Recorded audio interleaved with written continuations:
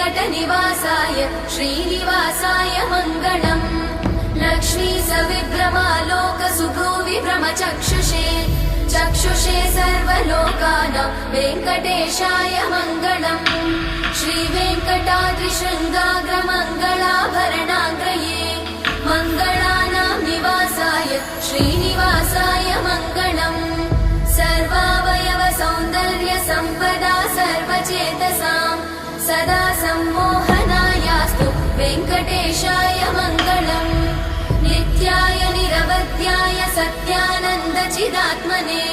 सर्वान्तरात्मने श्रीमद् वेङ्कटेशाय मङ्गलम्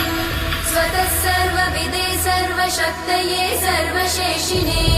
सुलभाय सुशीलाय वेङ्कटेशाय मङ्गलम्।